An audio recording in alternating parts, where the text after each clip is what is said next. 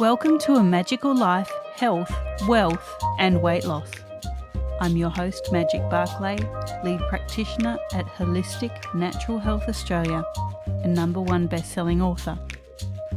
In this podcast, I aim to give you practical tips on how to accelerate and sustain your health, increase your financial, spiritual and emotional wealth, and to look at something that haunts many of us needlessly, weight loss. In some episodes, I'll have guests available to give you even more tips, but in others, the floor is yours. Drop us a line at A Magical Life Podcast on Facebook and let me know what you would like to know more about. Now, sit back and enjoy, because it is time for you to create and truly discover a magical life. Welcome back to A Magical Life. I'm your host, Magic Barclay.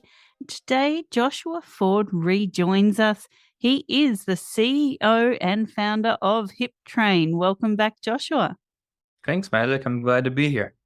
Now, in our last episode, we touched on a lot, and there's so much more we can explore here. So, first of all, tell us who HipTrain services. Yeah. So really, HipTrain is the most personalized it can get, right? And so the way that it works is that you sign up, you tell us what your goals are, you tell us your injury history, you tell us what you're looking for in a coach, and then we have humans that read that and we'll pair you with one of our coaches based on what you're looking for. So Magic, maybe the coach that you're looking for is someone who would not be a good fit for me, and that's totally okay, right? And so we're going to pair you with a coach, and you'll work out with that coach every single time, right? And so whether that's your meditation guide, your yoga instructor, your personal trainer, you'll be with that same person each and every time. And so their job is to make it about you, right? Their whole MO is, how do I build something for you? And so one of the things that I think we're most proud of at HipTrain is we've done 15,000 sessions, but no single session has been the same. So it's been 15,000 unique sessions.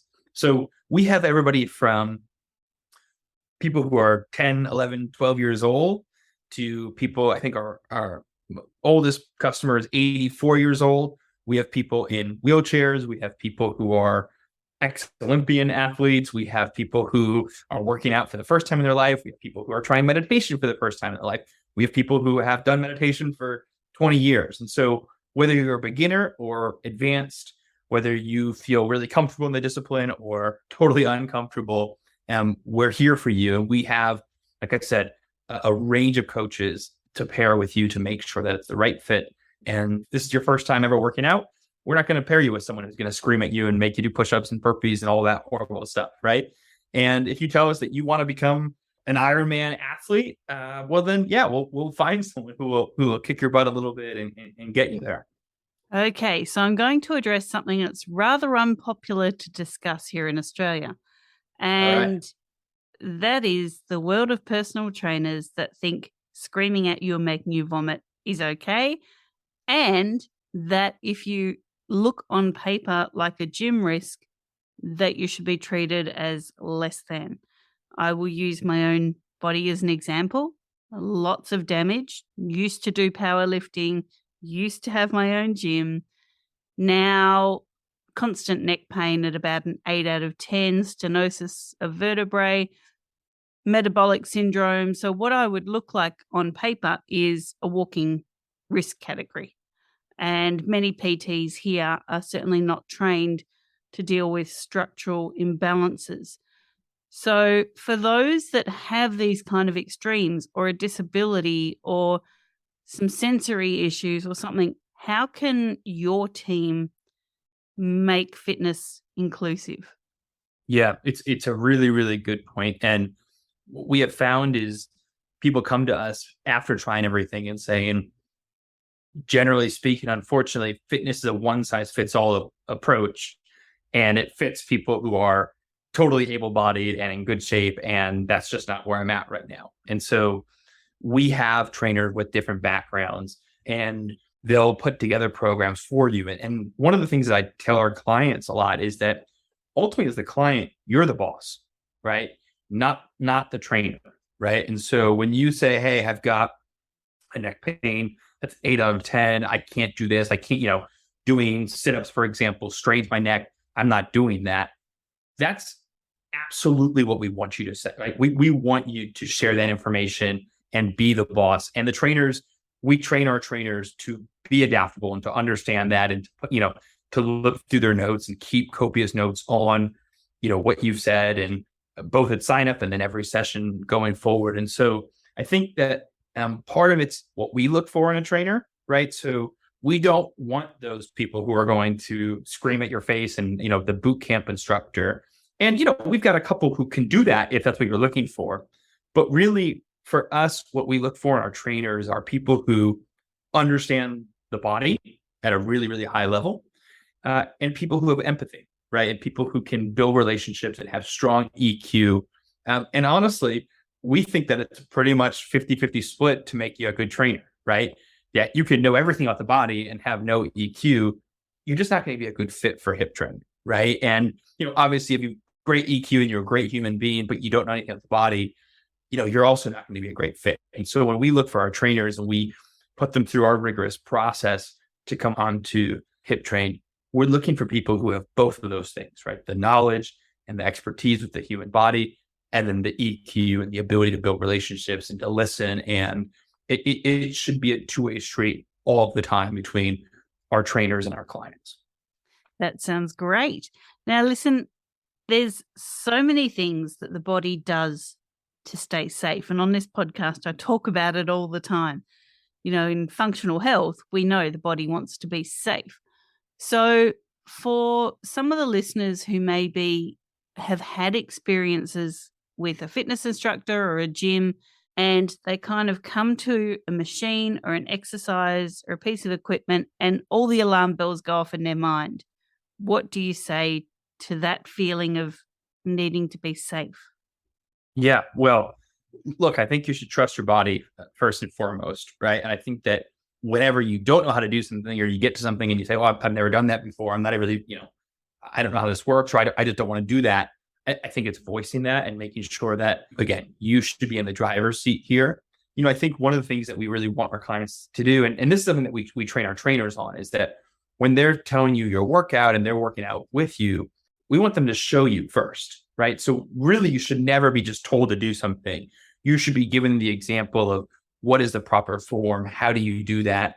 And then you can give it a shot if you feel comfortable doing it, but not vice versa, right? It should never feel like a quiz or a test where you are seeing, can you do this or you can't do that.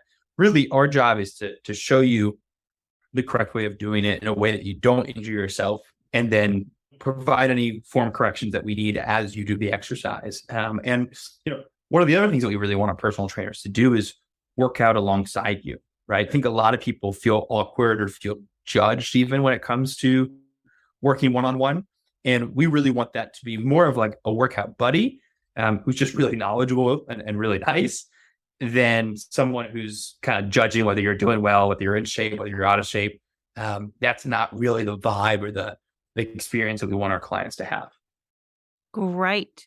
Now, Joshua, I'm opening the floor to you. What is something that you feel the listeners need to hear?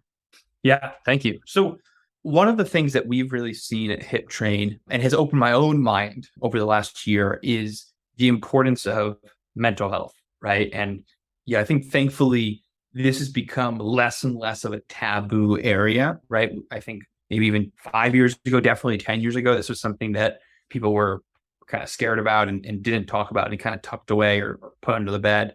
And so one of the things that we've seen at HipTrain is that, we've got a lot of people who are signing up and becoming HipTrain members who are actually coming to us because they want to relieve stress or anxiety. And they're doing physical training, but that's kind of the way that they're doing that.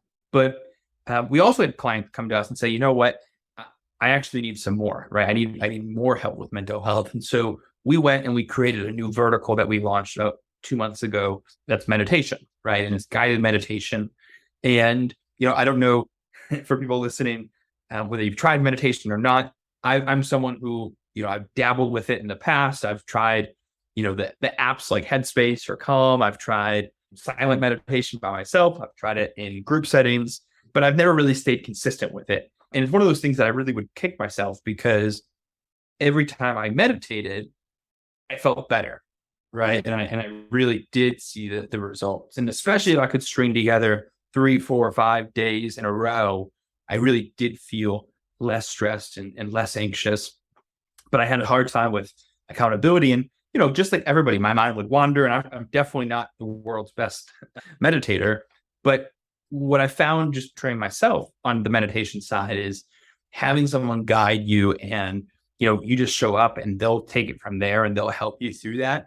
And that accountability of doing it every single day or every single week or 2 times a week or whatever the cadence that you think is best has been incredibly helpful for me. And it's funny because as I've done it more and more, I crave it, right? And so I started with 1 time, and then I said, okay, I'm actually going to do it 2 times. And I said, well, actually, maybe I'll do it 3 times, and maybe I'll do it in the morning, and then I'll also do it at night, and that will be kind of a way for me to disconnect from work at the end of the day and kind of reset myself and rebalance myself. So I think one of the things that I would really urge everyone listening is to find time, not just for physical health, but mental health, whether that's meditation, whether that's whatever else that you find that is helpful. Put as much emphasis on that as you do your physical health, because they are intertwined. And we've just seen the effects, I've personally seen the effects, and we've seen that with our clients as well.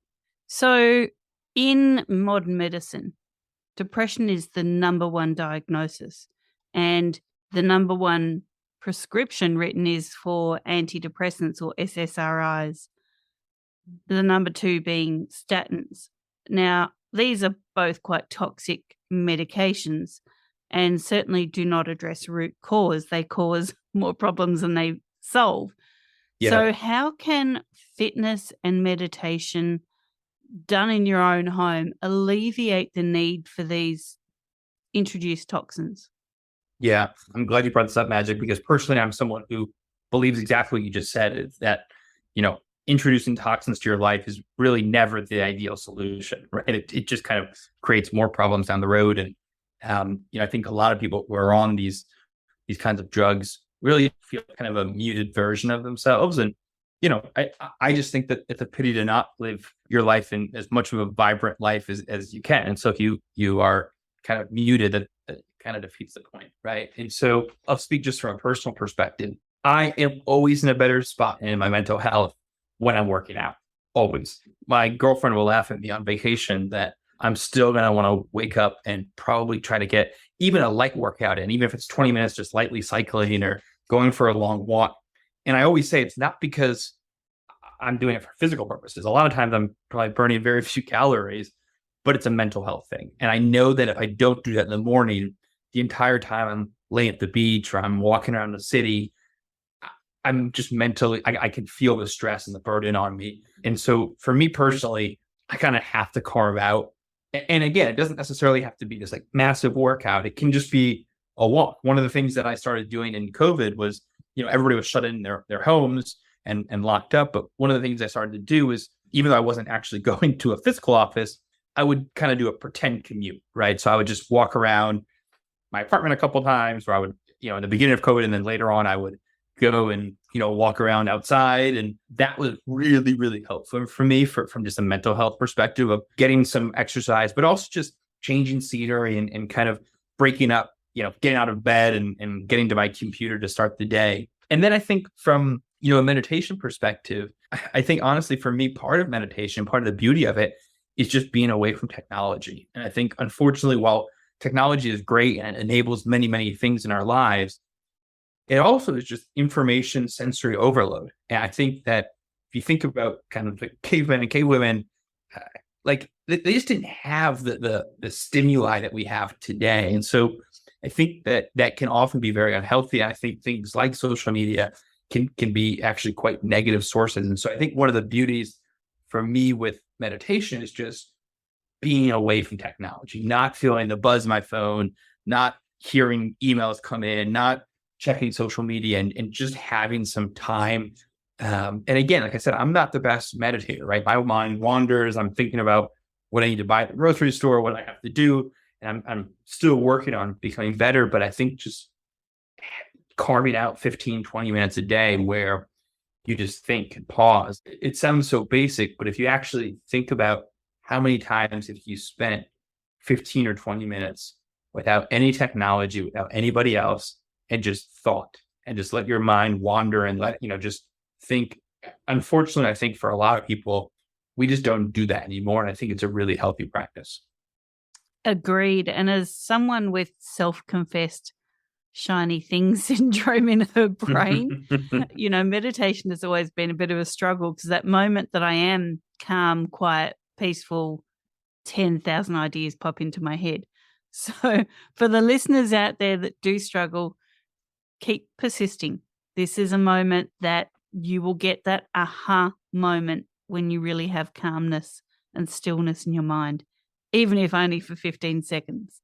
Yeah, 100%. And honestly, that's probably what I'm shooting for. If I do a 15-minute meditation, I'm probably aiming for 15 seconds of glory, right? Of just really finding that zen. And so just like anything, the more that you do it, the more comfortable you become, the better you get at it. And so whether that's writing a book, painting, riding a bike, or meditating, just hang in there, keep trying and keep getting better. And I find in things that I'm anxious, I'll give you an example. I travel a lot. I've traveled a lot for work and for pleasure, but I actually really hate planes. I hate takeoff. And so one of the things that I'll do before takeoff is I'll meditate, and I've got 5-minute meditations that I download on my phone, and we'll just kind of close my eyes and meditate. And I find that for me is the number one thing that helps me kind of just relax and put myself in a better headspace before taking off. And so even if it's only a 5-minute thing, you can reap the rewards of that. Love it. And look, we do need to say the world is changing. People maybe want to leave home less. They're cutting back things in their life to really focus on time with loved ones, time with themselves, time with things that matter. So how does HipTrain help them with that refocusing, repurposing? Yeah. Well, I think that one of the things that's really great about HipTrain is that you can do it from anywhere, right? Everything is done via video conference. And so you can do that from your house. You can do that from outside.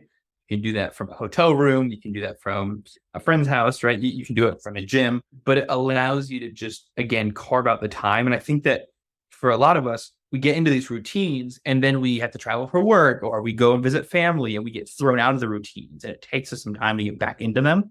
So I think one of the things is, the portability of being able to do it wherever you find yourself, right? I think you're right. Like a lot of people, COVID obviously is an awful thing, and a lot of people, really suffered with COVID. But I do think one of the silver linings is that people got to slow down for the first time in maybe forever, and really got to re-examine things. I think you're right. People kind of said, well, maybe I do want to spend more time with loved ones, and maybe I do want, to spend more time at home, whether that's working from home or just, maybe not traveling as much. And so I think one of the other great things about HipTrain is that because you don't have to commute, right? You don't have the extra 20-minute drive to the gym and then 20-minute drive home, right? So we have a lot of people that carve out 30 minutes in the middle of the day, and maybe it's part of their lunch break. Maybe they just take a break from work, but you can pretty much do the workout, jump in the shower real quick, and be ready to go all within 45 minutes, right? You do your 30-minute workout and then,